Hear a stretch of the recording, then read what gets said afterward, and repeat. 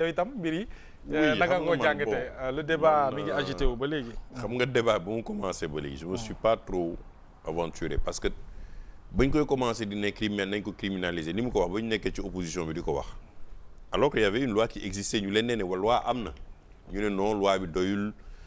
Moi-même je me suis réveillé un jour j'ai retrouvé mon nom ñu ne man Assemblée nationale dama doon bokk ci ñi nga xam ne ay députés ñu waroon bëgg a promouvoir homosexualité ça c'était vraiment très sale. Pour qui veut oui pour ku la xam bon mais tu le débat c'est quoi en réalité Alioune wax na ko il y a eu des faits assez graves mooy kenn ku nekkoon bitim réew def loo xam ne dafa laal benn cible précise mooy xale yi. Et aujourd'hui état bi tegul dara pour xool xale yooyu naka lañ ci jotee ci ñoom ak yenn conditions la ñu war a def pour protéger leen. Le débat est redevenu immédiatement politique. yaa leen waxoon ñu ne ñun waaw ñoo waxoon wante léegi ñun li ñu waxoon waxeet nañ ko nii lañ koy defee. Ils acceptent. C'est tout simplement ça. que waxaat nañ ko que ñu yokk 5 ans ak que ñu yokk 10 ans. C'est la même chose xam nga diine ci boppam dafa bëri sutura.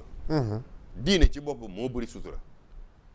parce que nit ki vie privée am diine dugal lu la ci lu dul mu def loo xam ne muy gaañ société bi.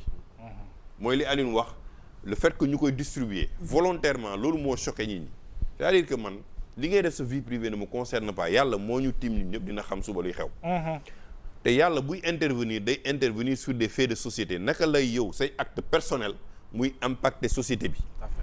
Donc comment ces gens-là se sont réveillés du jour au lendemain, excusez-moi le terme, ñenn ñi nekk ay bii c'est-à-dire que dañuy dem tëddee ak ay góor daal nañ ci yàlla musal ba pare delluwaat ci seen i njaboot. ñu am jabar am doom. Aujourd'hui toutes ces personnes sont stigmatisées indirectement par l'effet de personnes yoo xam ne de leur irresponsabilité. exposé nañu seen jabar et ça société bi c'est-à-dire que dans li gën a manqué société Sénégal c'est on ne fait pas l'étude psychologique des impacts de certaines choses xale boobu day isolé wu jabar ji isolé wu léegi nag c'est le plus dramatique mooy nit ñi dañuy toog ci réseaux sociaux ne la Bachir lii la quand même sans aucune preuve Bachir war a xataraa yu gën a def live am wane ne moom tamit ñu ne la léegi na góore na mel nii na mel na le on est na dëgg rek ça devient psychologiquement ça devient intenable quoi. Ah oui. Ça devient intenable. Omar sa micro. waaw non ça devient intenable. Sa micro. Donc. noir ak bleu laay. ndax la non am na couleur yow boo ko solee nii yàlla ba mu xaw a peint mu ànd ak peint ñaan kii wóorul. loolu c'est des effets d'une société. D'une société et puis. On n'a pas fait attention à la transformation de la société. Beaucoup d'effets se sont passés yoo xam ne ku mën a xool jàngat nga xam ne société bi am na ay mutations très profondes et on n'a pas fait attention ba affaire bi exploser suñu kanam. Cheikh Omar. VIH bi di ñëw. journée continue moo ñu yóbbee lii yëpp. loolu laa la wax les gens n'ont plus été surveillés et une société ça se surveille boo gisee tey Australie la journée continue a été destructrice de la société sénégalaise. moo indi séparation parents yi. waaw. moo indi séparation parents yi parce que il se retrouvait et il surveillait l'enfant mais l'enfant n'est plus surveillé. Mais pourquoi la Chine a décidé de bloquer son TikTok te mu ngi ñu koy jaay. Pourquoi l'Australie, la France et les pays européens ils décident à partir de maintenant 15 ans 16 ans ngay mën a accéder aux réseaux sociaux. C'est les effets négatifs que ça amène et que les algorithmes qui te mènent à avoir un comportement contraire à ta société. yooyu yëpp jànguñu ko. léegi nag on est arrivé à un moment ña waxoon waxeet nañu nee nañ ñoom rek dañuy yokkaat 5 ans ñu ñoo tey ñoo waxoon mais on t'avait dit qu'il y avait une loi et puis étudions notre société. dañuy waxante dëgg. affaire góor jigéen c'est pas inédit dans l'histoire du Sénégal. On est né dans une société où il y avait des hommes efféminés.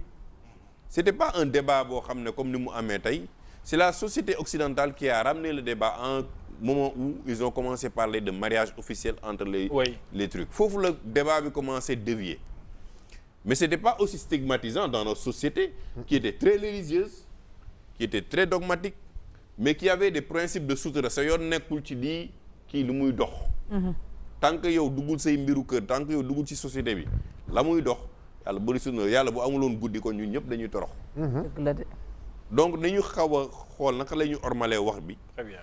bañ a dugg ci yenn détails bañ a stigmatiser nit ñi mais tamit mënuñu accepter ay nit ñoo xam ne volontairement ils ont commis des actes criminels. oui.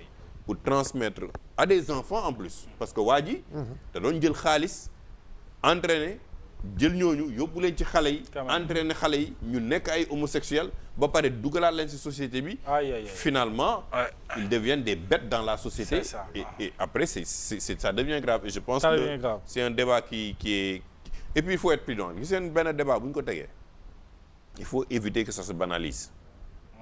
bu banaliser rek day am yeneen impact c'est-à-dire que lii mën nañ koo nangu mais lii parce que tamit ñu ngi def seen promotion ñoom ni ñu ko bëggee parce que maintenant les gens qui sont à l'international les organisations et tout ça se mettent à parler du Sénégal quand même. Soit tu le criminalises comme d'autres pays après on passe à autre chose soit ñu delluwaat suñu principe li Thierno Seydou doon wax yàlla suureen ndeysaan yàlla suureen mooy sutura lu nekk ci sutura la xaj yàlla moom comme mooy jugé suba macha allah yàlla nañu yàlla suturaal rek.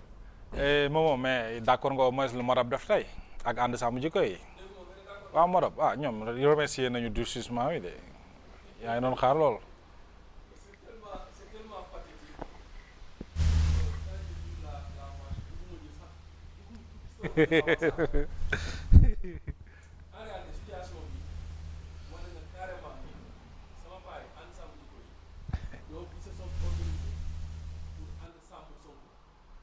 loolu la ñu wane et tey confirmé nañ ni ñoom ànd sàmm Sonko lañuy def parce que seen organisation bii ñu def nii ak waa Modap. alors ñu ngi ñëw nee nañ ma sa micro dafa xaw a kii waaw ñëwal Moustapha sur la question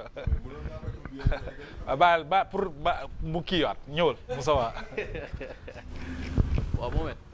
man moom xam nga sujet bi comme ni ma koy aborder comme sur le plan culturel laa doon gën a wax. waaw mais dafa am foo xamante ne doyen Cheikh Omar daf ko wax mu am importance. c'est-à-dire banalisation parce que ñi seen agenda ak seen type de communication. ñu ngi koy dérouler de. non daf si bokk la stratégie de banalisation par exposition. am na ñoo xamante ne fi mu toll nii ñu ngi def semblant di xeex affaire bi alors que ñoom à tort ou à raison ñoom ils font la promotion de la chose. lii mooy dëgg moo tax.